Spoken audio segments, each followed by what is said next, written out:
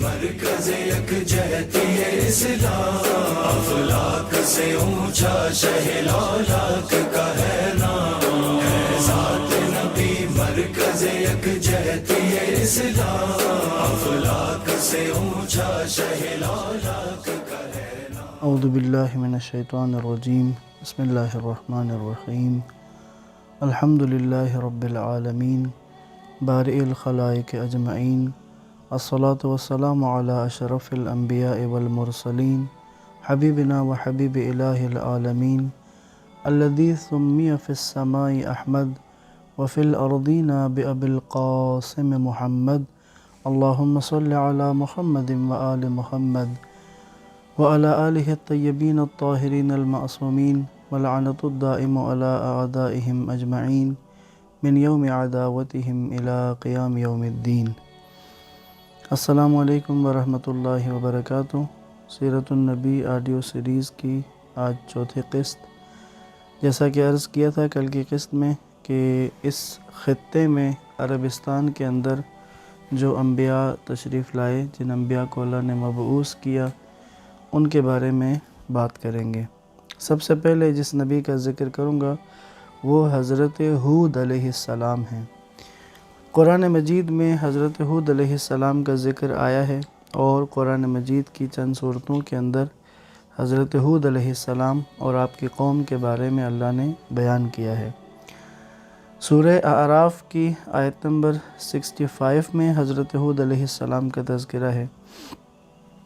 اسی طرح سورہ مبارکہ ہود میں آیت نمبر 50 اور آیت نمبر 53، آیت نمبر 58، آیت نمبر 60 اور آیت نمبر 89 اور اسی طرح سورہ مبارکہ شعراء کی آیت نمبر 124 میں بھی حضرت ہود علیہ السلام کا ذکر آیا ہے۔ تو یوں حضرت ہود علیہ السلام کا ذکر قرآن مجید میں 7 دفعہ آیا ہے۔ اللہ تعالیٰ نے حضرت ہود علیہ السلام کے بارے میں چند آیات کا میں ترجمہ آپ کی خدمت میں عرض کرنا چاہ رہا ہوں۔ یہ چند آیات کے ترجمے کو آپ کی خدمت میں بیان کر رہا ہوں۔ یہ سورہ ہود کی آیات ہیں۔ اور ہم نے بسم اللہ الرحمن الرحیم، اور ہم نے قوم عاد کی طرف ان کے بھائی ہود کو بھیجا۔ انہوں نے کہا، اے میری قوم، اللہ تعالیٰ کی عبادت کرو، اس کے سوا کوئی معبود نہیں۔ بلا شبہ تم اللہ پر بہتان باندھ رہے ہو۔ اے میری قوم، میں تم سے تبلیغ کی کوئی اجرت نہیں مانگتا، میرا اجر تو اس ذات کے ذمہ ہے جس نے مجھے پیدا کیا، کیا تم نہیں سمجھتے؟ اے میری قوم، اپنے رب سے معافی مانگو، اس کے سامنے توبہ کرو، وہ تم پر موسلا دار بارش نازل فرمائے گا اور تمہاری قوت میں اضافہ کرے گا، تم جرم کرتے ہوئے روگردانی نہ کرو۔ وہ کہنے لگے، اے ہود، تو ہمارے پاس کوئی دلیل تو لایا نہیں، اور ہم صرف تیرے کہنے سے تو اپنے معبودوں کو چھوڑنے والے نہیں، اور نہ ہم تجھ پر ایمان لائیں گے، بلکہ ہمارا تو خیال یہ ہے کہ ہمارے کسی معبود نے تجھے کوئی بیماری لگائی ہے۔ ہود علیہ السلام نے فرمایا، میں اللہ تعالیٰ کو گواہ بنا کر کہتا ہوں، اور تم بھی گواہ رہو، کہ میں ان تمام سے بیزار و لا تعلق ہوں جن کو تم نے عبادت میں اللہ تعالیٰ کا شریک بنا رکھا ہے۔ تم سب مل کر میرے خلاف منصوبہ بنا لو، پھر مجھے بالکل مہلت نہ دو۔ میرا بھروسہ اللہ تعالیٰ پر ہے، جو میرا بھی رب ہے اور تمہارا بھی۔ جو بھی چیز حرکت کر رہی ہے، اللہ تعالیٰ کو اس پر قبضہ قدرت ہے۔ بلا شبہ میرا پروردگار سیدھے راستے پر ہے۔ اگر تم روگردانی کرو تو تمہاری مرضی، میں تو تمہیں وہ پیغام پہنچا چکا ہوں جو مجھے دے کر بھیجا گیا ہے۔ اللہ تعالیٰ تمہاری جگہ کسی اور قوم کو تمہارا جانشین بنا دے گا، پھر تم اس کا کچھ بھی نہ بگاڑ سکو گے۔ بلا شبہ میرا رب ہر چیز پر نگہبان ہے۔ اس کے بعد اگلے آیت میں، جب ہمارا فیصلہ آ پہنچا، ہم نے ہود اور ان پر ایمان لانے والوں کو اپنی رحمت سے نجات دی اور ان کو سخت عذاب سے محفوظ رکھا۔ یہ تھی قوم عاد، جنہوں نے اپنے رب کی آیات کا انکار کیا، اس کے رسولوں کی نافرمانی کی اور ہر سرکش ضدی کے حکم کی پیروی کی۔ اس دنیا میں بھی ان پر لعنت مسلط کر دی گئی اور قیامت کے دن بھی۔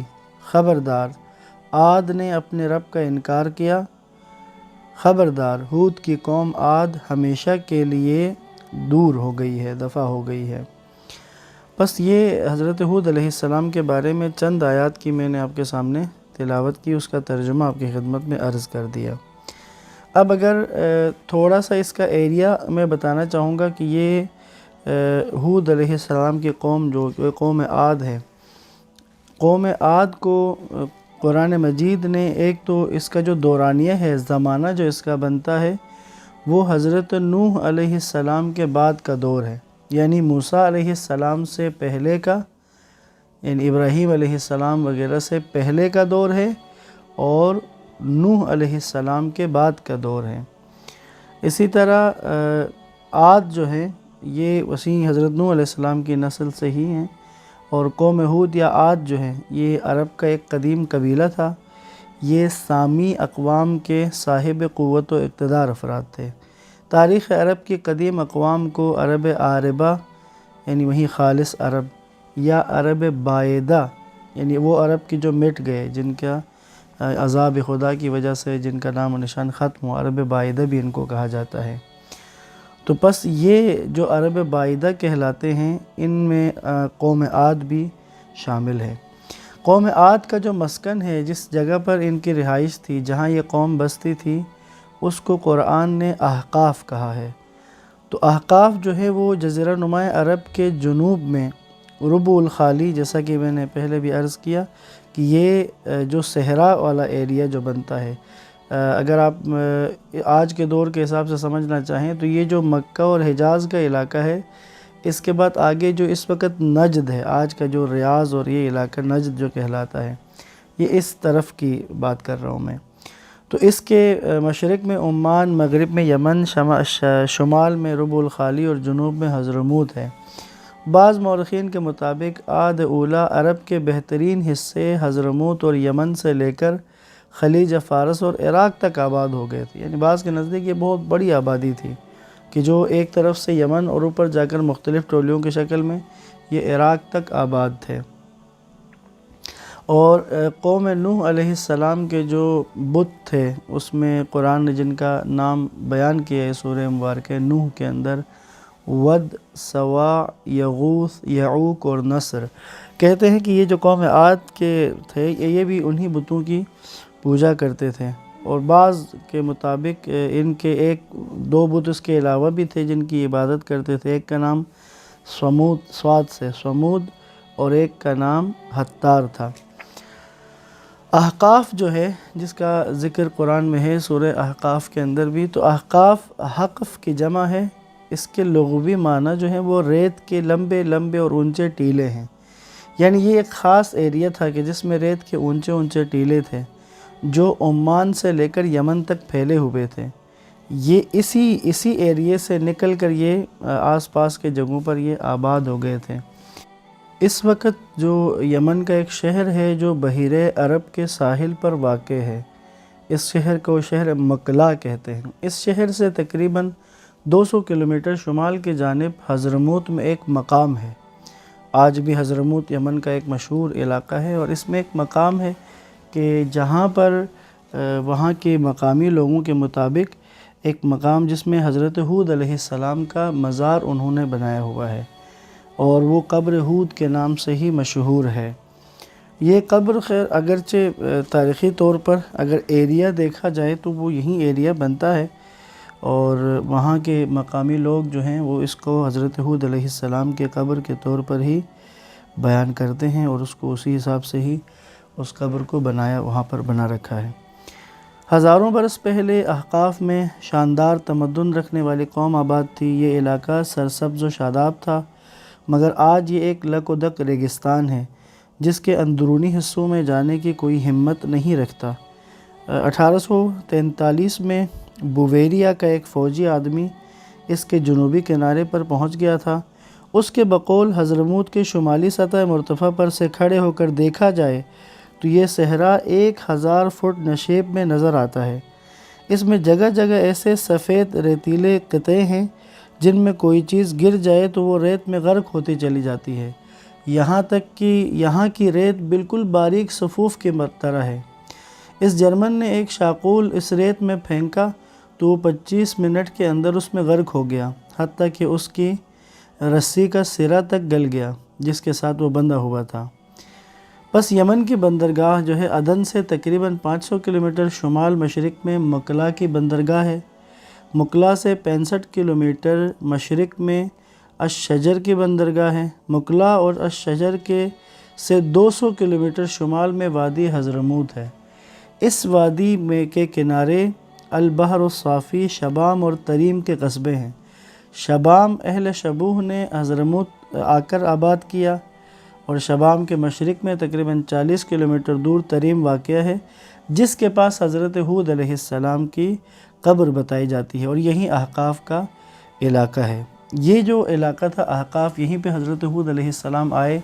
ان کی قوم مختلف قسم کے مسائل کا شکار تھی۔ ایک تو خود جو خدا کی عبادت نہ کرنا، توحید سے دوری، دوسرا پھر یہ اپنے آپ کو ثابت کرنے کے لیے اونچی جگہوں پر بلڈنگیں بناتے تھے، عمارتیں بناتے تھے، اور ایک تعصب کے اندر تھے، قومی عصبیت کے اندر بھی تھے۔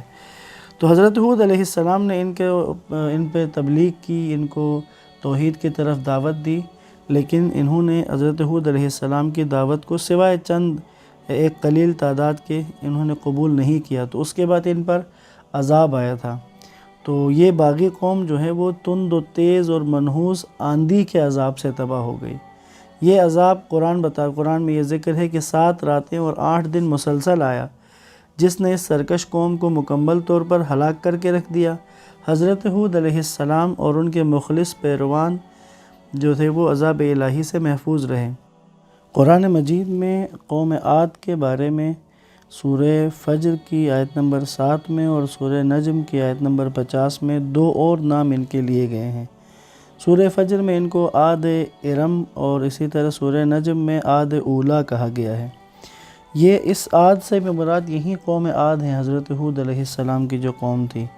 عاد ارم ان کو اس لیے کہا جاتا تھا کہ یہ لوگ سامی نسل کی اس شاخ سے تعلق رکھتے تھے جو ارم ابن سام ابن نوح سے چلی تھی۔ سام حضرت نوح علیہ السلام کے بیٹے تھے، ان سے جو پھر آگے نسل چلی، سامی اسی وجہ سے کہا جاتا ہے۔ اور ارم ان کو کہا گیا کیونکہ جو سام کا بیٹا ارم تھا اسی سے یہ نسل چلی ہے۔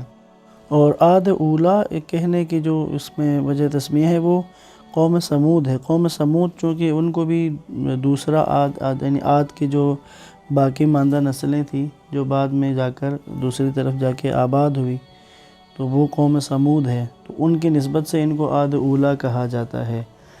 بس قوم عاد کی طرف حضرت ہود علیہ السلام آئے، اور یہ ایریا جو ہے یہ عرب کا ہی ایریا ہے، یمن اور حضرموت کے درمیان، جہاں آج بھی حضرت ہود علیہ السلام کی قبر ہے۔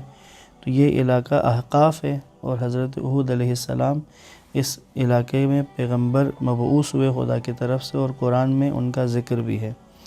اور اس کے ساتھ ساتھ جو ہے بعض اس میں حضرت ہود علیہ السلام کی قبر عراق میں بھی بتائی جاتی ہے۔ تو یعنی 2 جگہوں پہ قبر کا ذکر ہے، ایک عراق میں ہے اور ایک یہ یمن کے حضرموت میں۔ اور جو اگر ایریا دیکھا جائے کہ جس میں احقاف کی وادی آباد تھی اور قوم عاد جہاں آباد تھے، تو اس ایریے کی نسبت سے یہی جگہ لگتی ہے۔ اور دوسری طرف سے یہ بات بھی قابل قبول ہو سکتی ہے کیونکہ عذاب کے بعد عین ممکن ہے کہ حضرت ہود علیہ السلام اور باقی جو باندہ مومنین تھے وہ ہو سکتا ہے ہجرت کر کے اس طرف گئے ہوں، اور ہود علیہ السلام کی قبر آج جو عراق میں ہے وہیں ہو۔ لیکن ہم اس پہ کوئی حتمی رائے نہیں دیتے، انشاءاللہ جو خدا جانے جہاں بھی حضرت ہود علیہ السلام مدفون ہے۔ لیکن جو احقاف کی وادی ہے جہاں قوم عاد تھی، جن کو حضرت ہود علیہ السلام نے آ کر تبلیغ کی، توحید کی طرف دعوت دی، تو انہوں نے حضرت ہود علیہ السلام کو یہ جواب دیا تھا کہ ہمیں تو لگتا ہے کہ آپ پر ہمارے کسی بت نے آپ کے اوپر اثر کر دیا ہے، اس لیے آپ اس طرح کی باتیں کرتے ہیں، نعوذ باللہ۔ تو ہود علیہ السلام نے اپنی تبلیغ کا حق ادا کر دیا، اور اس کے بعد جب ان پر عذاب آیا تو عاد کی جو ایک مضبوط اور بہت مضبوط قوم تھی کہ جن کے بارے میں یہ تھا کہ بڑی بڑی عمارتیں وہ اپنے ہاتھوں سے اور عام اوزار سے ہی بنا لیتے تھے، لیکن جب انہوں نے نافرمانی کی پروردگار کی تو عاد کو وہاں پر عذاب کا سامنا کرنا پڑا اور وہ تباہ و برباد ہو گئے۔ آج یہاں پر اختتام کریں گے۔ آج ہم نے حضرت ہود علیہ السلام کا ذکر کیا، کل کی گفتگو میں انشاءاللہ حضرت صالح علیہ السلام کا ذکر کریں گے۔ انبیاء کے ذکر کے بعد ہم دوبارہ پھر رسول خدا کے جو اجداد ہیں، حضرت اسماعیل کے بعد کی جو نسل تھی، ان پر بات کریں گے انشاءاللہ۔ والسلام علیکم ورحمۃ اللہ وبرکاتہ۔